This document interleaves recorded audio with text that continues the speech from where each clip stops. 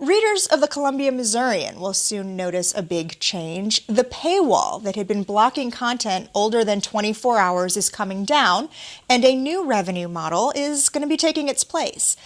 Linda, as readers, what are we going to see happening when we go to the Columbia Missourian's website? So this is according to the executive editor at the Missourian, Tom Moreover, and he wrote a column to readers that tells us that when you attempt to click on a story, you'll see a bold headline, and if you'll have an option to either log in as a subscriber, so there you can still pay and subscribe to the digital edition, or you will be asked if you are willing to answer a short survey. And the survey takes about 10 to 15 seconds to answer, includes one or two questions, and the questions might be something like the example he gave was, have you considered changing makeup brands? And he said, surprisingly, he has not considered that.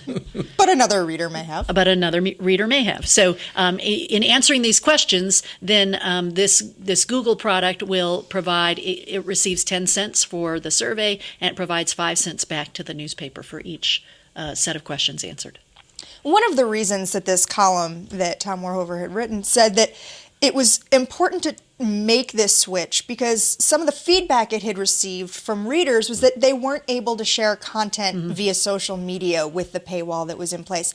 Jim, talk for a minute about how that may have been holding back the publication. Well, sharing is one of the key ways that, I mean, you can talk about viral news, and we all do talk about it, and that is just wildly shared news. But sharing has become such a central value proposition, not just for news organizations, but any organization that is trying to communicate with its audience. And what you don't always know is what's going to get shared, what isn't going to get shared. But in this day and age, where everyone's carrying around mobile devices, the ability to grab hold of a news story at the time that it's happening and get that thing shared is so very important that if you put an impediment in the way of sharing, you have now limited your reach, your effectiveness, your megaphone, whatever you want to call it.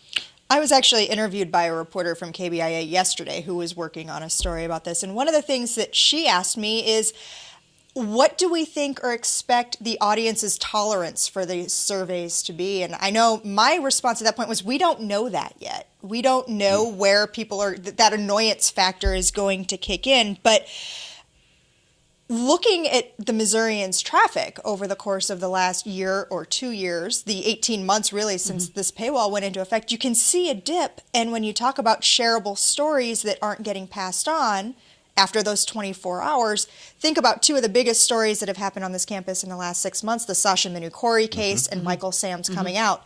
That brings a whole new nationwide or international audience that can begin to consume this content again. One of the things, this is oddly, I mean, it's related, but it's a sort of sidelight issue. And I have a digital subscription, but I constantly forget my passwords to things. And so when I get to paywalls and I have to re-enter my password often, I will give up on a story or search for a story in some other way. And this isn't a criticism of the Missourian. This is just my old brain.